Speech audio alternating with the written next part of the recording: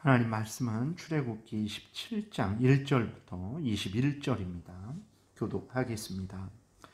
너는 조각목으로 길이가 5규빗, 너비가 5규빗의 제단을 만들 때 네모 반듯하게 하며 높이는 3규빗으로 하고 그 네 모퉁이 위에 뿔을 만들 때 그 뿔이 그곳에 이어지게 하고 그 제단을 놋으로 싸고 재를 담는 통과 부삽과 대야와 고기 갈고리와 불 옮기는 그릇을 만들 때 제단의 그릇을 다 놋으로 만들지며 제단을 위하여 놋으로 그물을 만들고 그 위 네 모퉁이에 놋고리 넷을 만들고 그물은 제단 주위 가장자리 아래 곧 제단 절반에 오르게 할지며 또 그 제단을 위하여 채를 만들 때 조각목으로 만들고 놋으로 쌀지며 제단 양쪽 고리에 그 채를 꿰어 제단을 매게 할지며 제단은 널판으로 속이 비게 만들 때 산에서 내게 보인 대로 그들이 만들게 하라.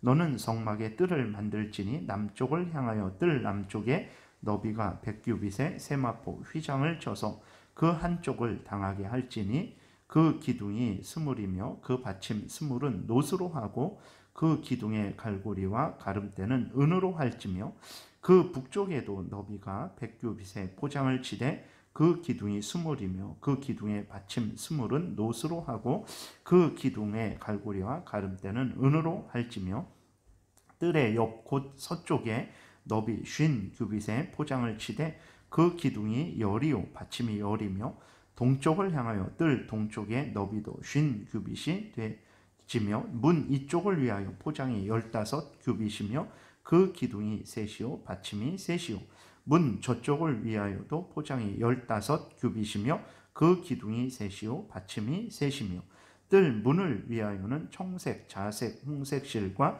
가늘게 꼰 배실로 수은와 짠 20규빗의 휘장이 있게 할지니 그 기둥이 넷이요 받침이 넷이며 뜰 주위 모든 기둥의 가름대와 갈고리는 은이요 그 받침은 놋이며 뜰의 길이는 100규빗이요 너비는 50규빗이요 세마포 휘장의 높이는 5규빗이요 그 받침은 놋이며 성막에서 쓰는 모든 기구와 그 말뚝과 뜰의 포장 말뚝을 다 놋으로 할지니라.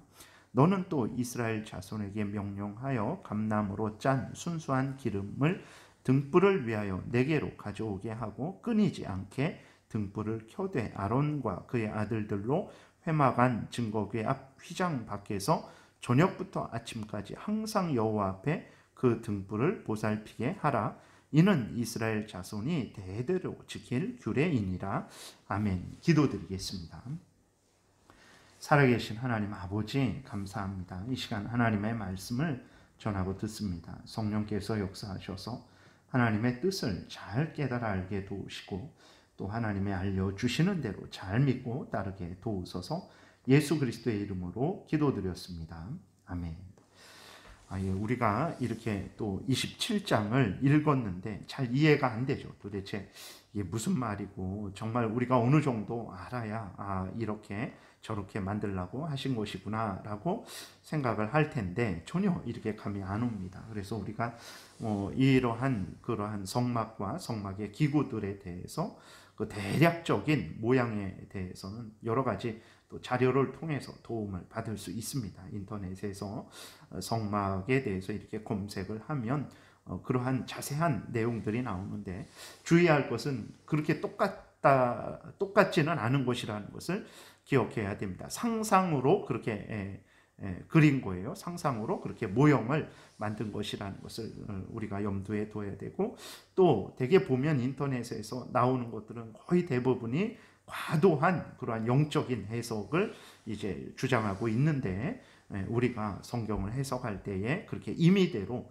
너무 그렇게 해서는 안 되고 성경 그 본문과 또 다른 전체적인 본문과 이렇게 대조를 해서 비교를 해서 과도한 해석을 하는 것이 아니라 성경에서 알려주는 것은 충분히 드러내되 그렇지 않은 부분에 대해서는 우리도 과도하게 호기심으로 알고자 해서는 안 되겠습니다.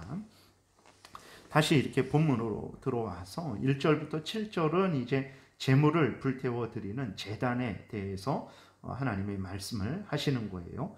이 제단을 번제단, 번제라는 것은 이제 불태워 드리는 제사를 말하는 거예요. 번이라는 게 불태우는 번, 그렇게 해서 이제 불태워 드리는 제사를 번제라고 합니다. 그래서 이 제단을 번제단이라고 이렇게 말을 하기도 하고, 제단과 기구들은 모두 노수로 쌓기 때문에 이제 노수로 만들든지 노수로 쌓기 때문에 놋단이라고 말을 합니다. 제단, 번제단, 놋단 이렇게 같은 말이에요. 이 제단의 크기는 가로, 세로 2m 25입니다. 정사각형이죠. 그리고 높이는 1m 35 정도 됩니다. 그리고 이 제단 모퉁이에 다 위쪽으로 뿔을 만들었는데 제단을 묶기 위해서 이제 그런 것이죠. 그리고 재를 담는 통, 부삽, 대야, 고기, 갈고리, 불 옮기는 그릇, 고기 올리는 그물. 이 그물이라는 것은 석쇠 같이 생긴 거예요. 그래서 번제단 중간에 이 그물을 놓고 이제 그 위에 재물을 놓고 그 밑에서는 이제 불을 피워서 그 재물을 태우는 것입니다. 채는 번제단을 옮길 때 고리에 꿰어 옮기는 나무 막대기를 채라고 이렇게 하고 있습니다. 이 번제단을 통해서 하나님이 드러내시는 것은 이제 무엇이냐? 그것은 하나님 앞에 드릴 때에는 온전히 다 불태워 드려야 된다. 전적으로 하나님 앞에 드려야 된다라는 것을 이제 알려주시는 것인데, 특별히 번제단에서 짐승을 잡아 피를 흘리고 태워서 드리는 것은 바로 예수 그리스도가 자신을 하나님께 온전히 제물로 드리시는 것을 의미하는 것입니다. 예수 그리스도가 완전히 자신을 제물로 드렸기 때문에, 단번에 자신을 제물로 드리셨기 때문에 우리가 다른 제물을 드릴 필요가 없다라는 것을 분명히 기억해야 되는 것이고, 단번에 완전히 드리셨기 때문에 그 제사를 반복할 필요가 없다라는 것을 우리가 분명히 기억해야 됩니다. 히브리서 9장 12절에 염소와 송아지의 피로 하지 아니하고 오직 자기의 피로 영원한 속죄를 이루사 단번에 성소에 들어가셨느니라. 예수 그리스도의 십자가의 죽음은 정말 완전한 속죄입니다. 완전히 죄값을 치른 거예요. 우리를 대신해서 하나님이 내리시는 그 진노의 공의의 형벌을, 지옥 형벌을 완전히 예수 그리스도께서 담당을 하신 것입니다. 자기 피로. 그래서 그 영원한 속죄를 이룬 거예요. 1년 동안의 기간 유효한 거, 10년 동안 유효한 거, 1000년 동안 유효한 거 아닙니다. 영원히 유효한 속죄를 이루셨다라는 것을, 죄값을 치러서 우리를 구원하셨다라는 것을 우리가 분명히 기억해야 되는 것이고, 단번에 성소에 들어가신 거예요. 들어가시고 또 1년 있다 또 제사 드리고, 10년 있다 1000년 있다 또 제사 드리고, 계속해서 제사를 드려야 되는 거 아닙니다. 십자가에서 죽으신 거 한 번으로 족한 거예요. 그 한 번 죽음이 완전한 하나님께 드리는 제사였기 때문에 더 이상 예수 그리스도께서 자신을 십자가에 또 못 박지 않으셔도 되는 거고, 우리가 또 다른 제물을 드리지 않아도 되는 것입니다. 이것을 우리가 분명하게 기억을 해야 되는 거예요. 히브리서 10장 18절에 이것들을 사하셨은즉 즉 다시 죄를 위하여 제사 드릴 것이 없느니라. 그러므로 형제들아 우리가 예수의 피를 힘입어 성소에 들어갈 담력을 얻었나니, 이렇게 기록이 되어 있습니다. 예수 그리스도께서 십자가에서 단번에 완전히 영원한 속죄의 제사를 드리셨습니다. 그래서 이제 우리가 더 다른 제사 드릴 필요 없고, 또 그 제사가 반복될 필요가 없는 거예요. 그런데 이것을 믿지 않는 사람들이 과거에도 있었고 오늘날에도 있죠. 특별히 로마 카톨릭이 한 예인데, 그들은 예수 그리스도를 믿어 구원 얻는다고 말을 합니다. 그런데 그들은 또 거기에 또 다른 것들을 보태요. 무엇을 보태냐면 예수를 믿어야 되고, 또 거기에 고해성사가 있어야 되고, 미사가 있어야 되고, 영세를 받아야 천국에 간다라고 그들은 그러한 주장을 하는 거예요. 예수 믿는 걸로는 부족합니다. 예수 믿는 걸로는 천국에 가지 못해요. 거기에 동시에 이제 고해성사, 미사, 영세, 이런 로마 카톨릭이 베푸는 성스러운 예식을 받아야만 그 공로로 천국에 간다라고 주장을 해요. 그러지 않으면 이제 연옥에 가게 된다 그러죠. 그리고 미사라는 것이 제사를 의미하는데, 신부에 의해서 지금 십자가의 제사가 또 드려지는 거예요. 계속해서 반복이 되는 것입니다. 예수 그리스도께서는 우리가 히브리서 9장 12절, 히브리서 10장 18절에서 분명히 말씀을 하고 있잖아요. 자기 피로 영원한 속죄를 이루사 단번에 성소에 들어가셨다. 다시 죄를 위하여 제사 드릴 것이 없다. 이제 예수 그리스도께서 완전히 단번에 영원한 완전한 속죄 제사를 이루셨기 때문에 하나님의 진노의 공의의 형벌을 우리 대신 다 받으시고 그 값을 치르셨기 때문에 우리가 그 제사를 반복하지 않아도 되고 다른 무엇을 또 드리지 않아도 된다.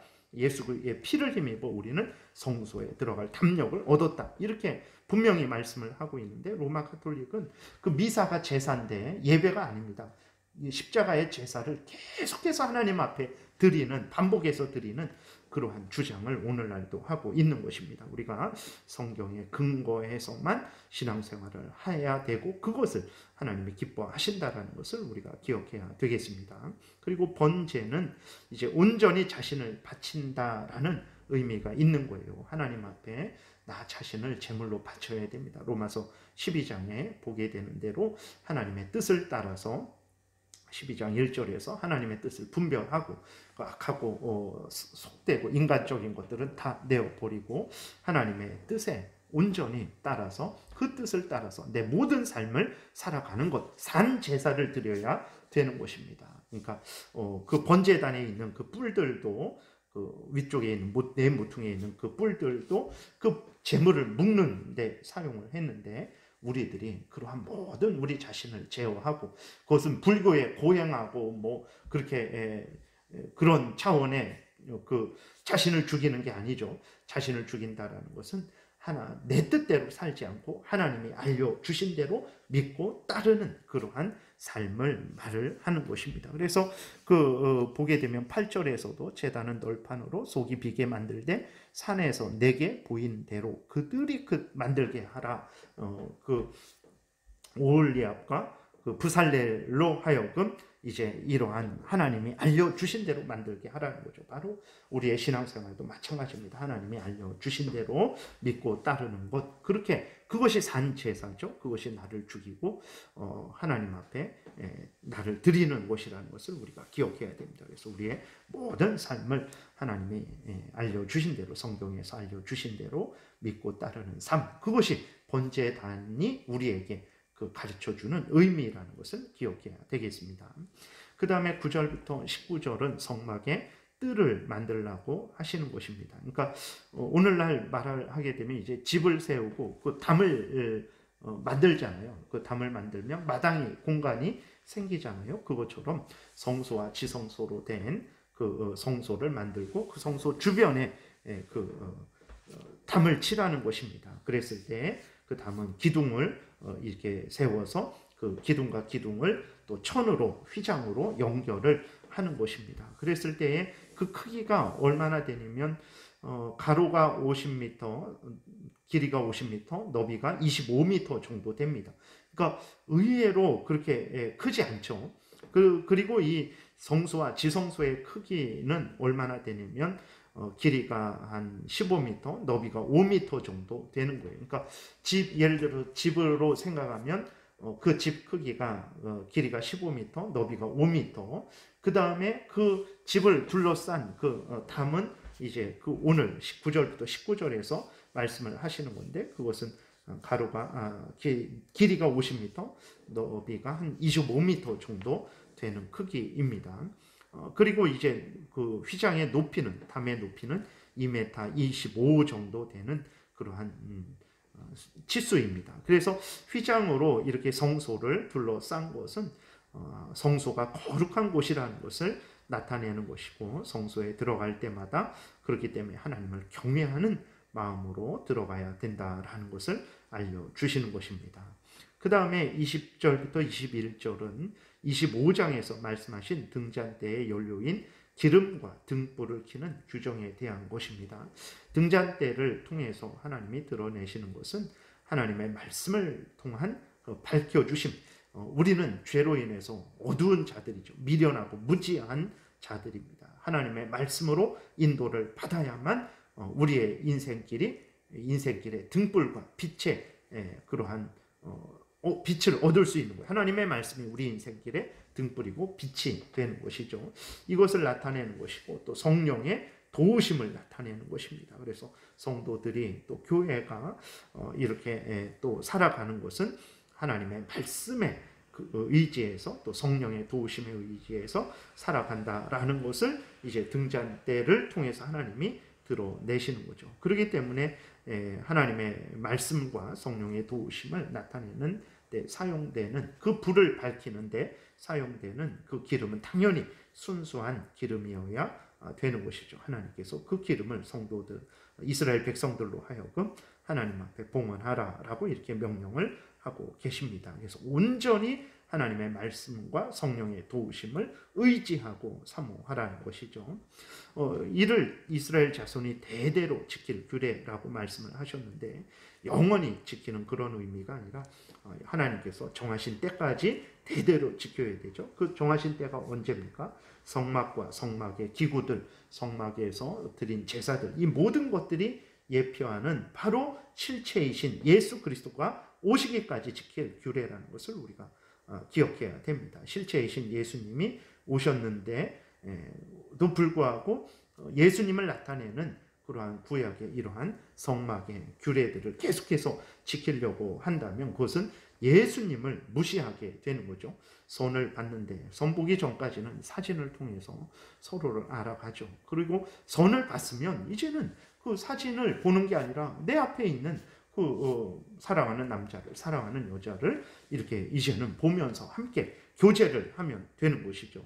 그런데 자꾸 선을 보는데 그 자리에서 사진만 바라보고 있다면 그건 너무나 잘못된 것입니다. 그러니까 이 규례는 언제까지 지키냐?